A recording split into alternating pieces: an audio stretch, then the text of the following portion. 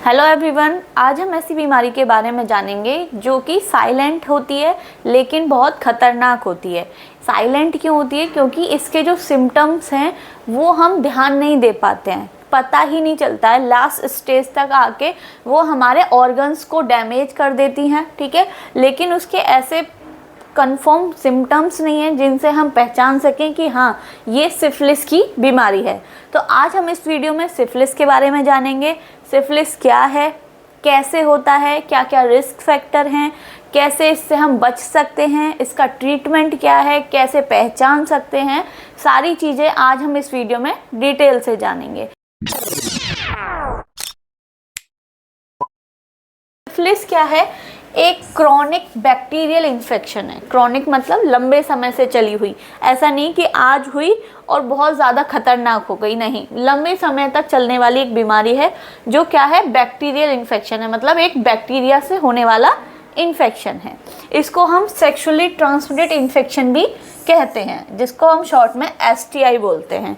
Sexually transmitted disease या फिर sexually transmitted infection क्या होता है? जो अनप्रोटेक्टेड सेक्स के द्वारा एक से दूसरे में फैलता है, उनको हम सेक्सुअली ट्रांसमिटेड इन्फेक्शन बोलते हैं या डिजीज़ बोलते हैं। तो उनमें से एक सिफिलिस भी है, जो कि मेन कॉज क्या है उसका फैलने का? अनप्रोटेक्टेड सेक्स, ठीक है। कौन से बैक्टीरिया से होता है? ट्रेपोनोमा पैलिडियम। ये बैक्टीरिया है जो कि बॉडी में एंटर हो जाता है एक सोर के द्वारा, ठीक है। एक छालेनुमा संरचना होती है जो हमारे रेक्टम एरिया पे, वेजाइनल एरिया पे या माउथ वाले एरिया पे पेनलेस होता है। मतलब उसमें दर्द नहीं होगा, छालेनुमा होगा और कई हफ्तों तक रहेगा, वो पता नहीं चलेगा, ठीक है।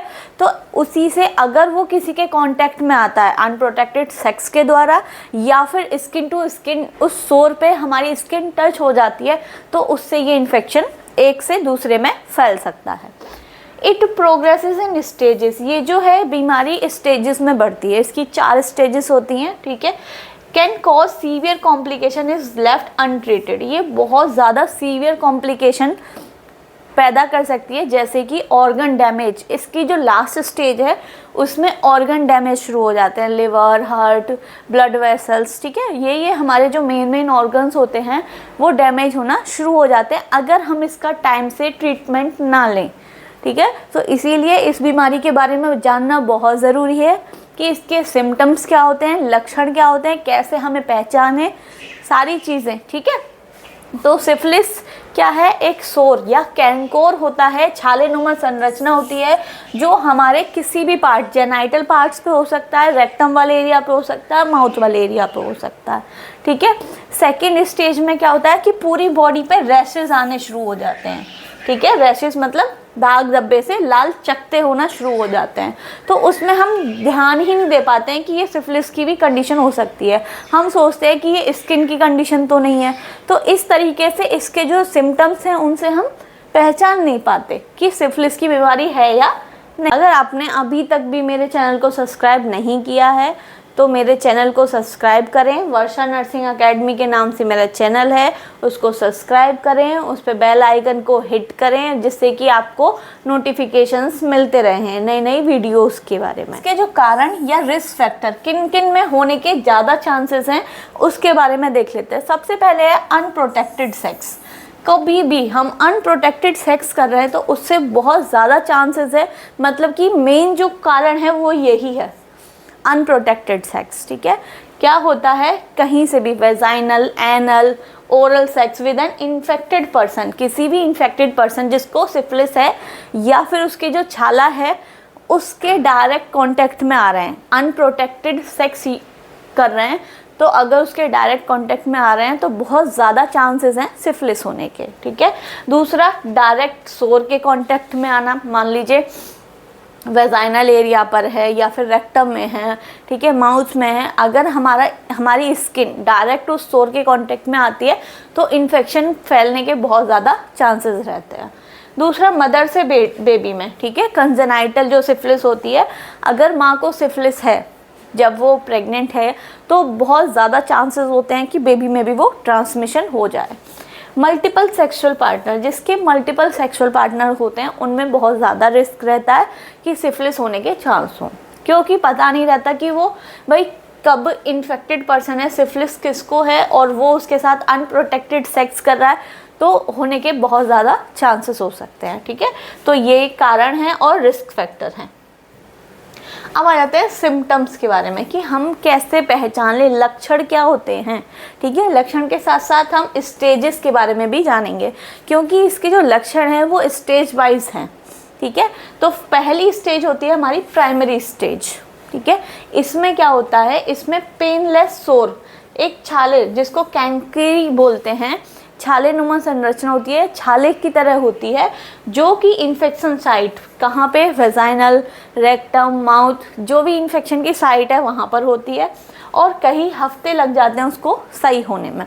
तो पहली स्टेज है कि कहीं पे भी अगर छाला है और कई हफ्तों तक वो सही नहीं हो रहा है ना, तो हमें उस पर ध्यान देने की ज़रूरत है। सेकेंड स्टेज होती है सेकेंडरी स्टेज। इसमें क्या होता है, इसमें स्किन पे रैशेस होना शुरू हो जाते हैं, लाल चकत्ते हो जाते हैं पूरी बॉडी पे। ठीक है, क्या हो जाता है, फीवर, भाई इन्फेक्शन है तो बैक्टीरियल फीवर आएगा, लिम्फ नोड स्वेल हो जाते हैं, गला खराब हो जाता है, ये सारे सिम्टम्स आना शुरू हो जाते हैं सेकेंडरी स्टेज, जो सेकेंड स्टेज होती है। अब क्या होता है कि जो इंसान है वो ध्यान नहीं देता कि सिफिलिस के भी ये लक्षण हो सकते हैं। हमेशा अगर स्किन पे कोई दिक्कत है, लाल चकते हैं या इन्फेक्शन है, तो हम सोचते हैं कि ये स्किन के इन्फेक्शन हो सकता है, कोई सोरियासिस हो सकती है ना, स्कैबीज हो सकती है, कोई और एलर्जी, स्किन की एलर्जी हो सकती है। लेकिन हमारे दिमाग में ये नहीं जाता कि सिफिलिस भी हो सकता है, क्योंकि उसके सेम ही लक्षण हैं। थर्ड स्टेज होती है हमारी लेटेंट स्टेज। लेटेंट स्टेज में क्या होता है, जो हमारी पहली और दूसरी स्टेज है वो दोनों ठीक हो जाती हैं। ठीक है, रैशेस भी कुछ हफ्तों में सही हो जाएंगे। अब ऐसा नहीं है, थर्ड स्टेज पे जब ये सिफिलिस पहुंचती है तो बॉडी में बैक्टीरिया तो रहता है लेकिन कोई सिम्टम्स नहीं दिखते। पेशेंट को लगता है कि सब कुछ ठीक हो गया, मैं तो ठीक हो गया, अब पर लेकिन उसको कोई भी सिम्टम्स नहीं दिख रहे हैं, तो अब वो कौन सी स्टेज में है, लेटेंट स्टेज में है। ठीक है, बट बैक्टीरिया कहाँ है, अभी भी उसकी बॉडी में है। जो फोर्थ स्टेज होती है, जो टर्सरी स्टेज होती है, ये बहुत खतरनाक सीवियर होती है। इसमें क्या हो जाता है कि ऑर्गन डैमेज होना शुरू हो जाते हैं, अंदर ही अंदर वो बैक्टीरिया ऑर्गन्स को डैमेज करना शुरू कर देता है, ख़राब करना शुरू कर देता है, जैसे कि हार्ट, ब्रेन, नर्व्स। ठीक है, ब्लाइंडनेस हो सकती है, पैरालिसिस हो सकते हैं, ये सारी कंडीशंस लास्ट स्टेज में जाके हो सकती हैं अगर हमने इसको टाइमली ट्रीट नहीं किया, टाइमली पहचाना नहीं, डायग्नोस नहीं किया। ठीक है, तो ये सारे लक्षण हैं और इसकी स्टेजेस हैं। अगर आप मेडिकल, नर्सिंग या फार्मेसी के स्टूडेंट्स हैं और आप मेरी वीडियो देखते हैं, मेरी वीडियो देखना आपको पसंद है, तो हमारा गूगल प्ले स्टोर पर वर्षा नर्सिंग एकेडमी के नाम से ऐप है, उसको डाउनलोड करें। उस पर नए नए कोर्सेज हैं। ठीक है, मैथ 360 का कोर्सेज है, एनाटॉमी एंड फिजियोलॉजी का कोर्सेज है, आप उनको देखिए, आपको अगर पसंद आते हैं तो आप उनको परचेज़ कीजिए, आपको स्टडी में हेल्प मिलेगी।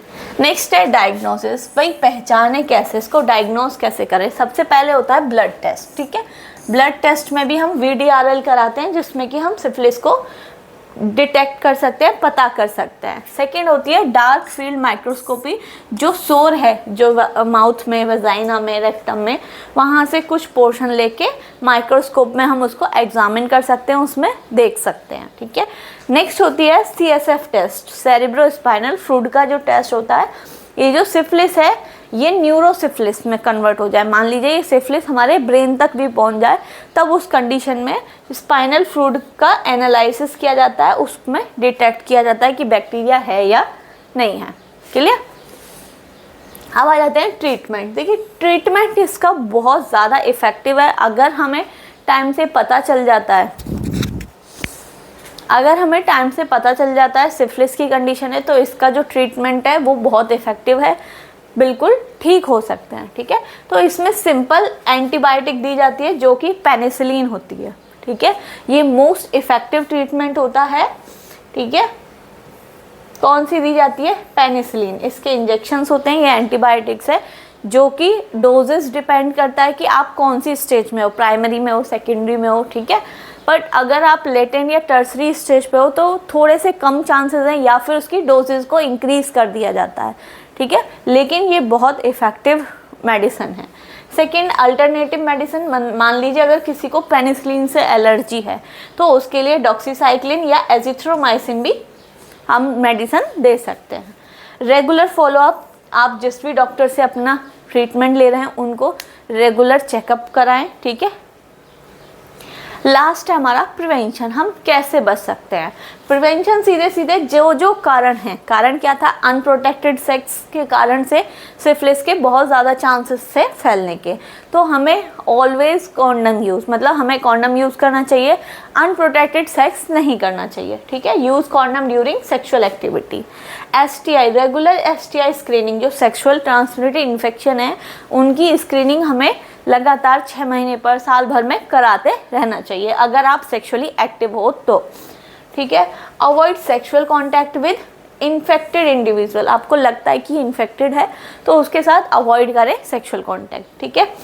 प्रेग्नेंट वुमेन्स, ठीक है, जो प्रेग्नेंट वुमेन्स हैं उनको सिफिलिस क्या करानी चाहिए, स्क्रीनिंग करानी चाहिए, मतलब उनको पता कर लेना चाहिए कि मुझे सिफिलिस है या नहीं, ठीक है, जिससे कि वो ट्रांसमिशन ना हो पाए बेबी में।